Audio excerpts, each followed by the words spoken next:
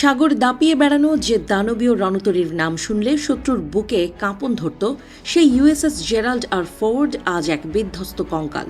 $13.5 billion এই পারমাণবিক রণতরী, যাকে বলা হতো মার্কিন নৌবাহিনীর শ্রেষ্ঠ সম্পদ, তা এখন ক্রোয়েশিয়ার বন্দরে এক অচল লোহার স্তূপ হয়ে পড়ে আছে। আধুনিক প্রযুক্তির চরম উৎকর্ষ যেখানে ব্যর্থতার গ্লানিতে পর্যবসিত, সেখানে এখন কেবলই হাহাকার। মাঝ সমুদ্রে এক লণ্ডভণ্ড পরিস্থিতির সাক্ষী হয়ে এই দানব এখন নিজের অস্তিত্ব রক্ষার লড়াইয়ে মত্ত। ঘটনার সূত্রপাত গত 12 মার্চ। লোহিত সাগরের নীল জলরাশি তখন হঠাৎই কালো ধোঁয়ায় ঢেকে যায়। মার্কিন সেন্ট্রাল কমান্ড সেন্টকম দাবি করেছিল জাহাজের লন্ড্রি সেকশনে একটি সাধারণ অগ্নিকাণ্ড ঘটেছে, কিন্তু সেই সাধারণ আগুন যে 30 ঘন্টা ধরে জ্বলবে এবং রণতরীর ভেতরটাকে তপ্ত কড়াই বানিয়ে ছাড়বে তা কল্পনাও করতে পারেনি বিশ্ব। পেন্টাগনের কপালে এখন দুশ্চিন্তার ভাঁজ। কিভাবে বিশ্বের সবচেয়ে সুরক্ষিত জাহাজে এমন বিধ্বংসী কাণ্ড ঘটল? ভেতরের খবর বলছে, এই আগুন 1967 সালের ঐতিহাসিক ইউএসএস ফরেস্টাল অগ্নিকাণ্ডকেও হার মানিয়েছে। 30 ঘন্টা ধরে চলা সেই লেলিহান শিখা যখন নিয়ন্ত্রণে আসে, ততক্ষণে রণতরীর ভেতরের মানচিত্র বদলে গেছে। 600-রও বেশি নাবিক তাদের থাকার জায়গা হারিয়েছেন। সবচেয়ে বড় প্রশ্ন হয়ে দাঁড়িয়েছে জাহাজের অত্যাধুনিক ফায়ার ফাইটিং সিস্টেম নিয়ে। কেন তা কাজ করেনি, সেই প্রশ্ন এখন পেন্টাগনের সদর দপ্তরে। এক সময়ের ভাসমান শহর এখন এক দুর্গন্ধময় ও ঘিঞ্জি ক্যাম্পে পরিণত হয়েছে। মার্কিন নৌবাহিনীর গর্বিত নাবিকরা জাহাজের ডাইনিং টেবিল আর মেঝেতে রাত কাটাচ্ছেন।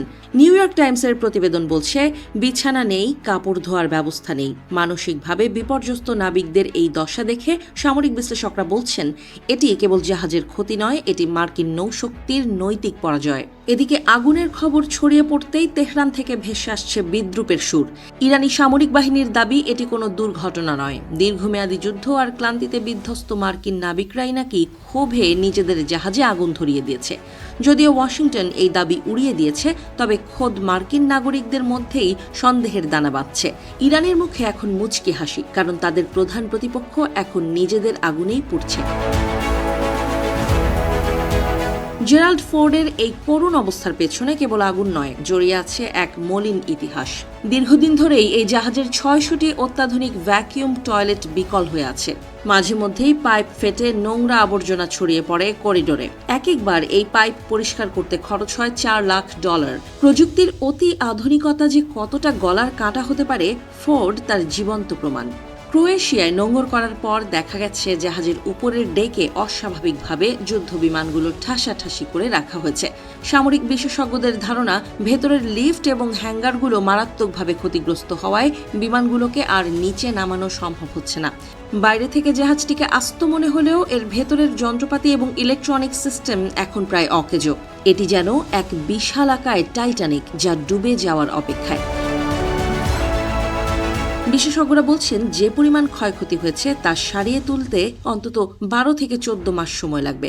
অর্থাৎ আগামী 1 বছর সমুদ্রের বুকে দেখা মিলবে না এই পরাক্রমশালী রণতরীটির।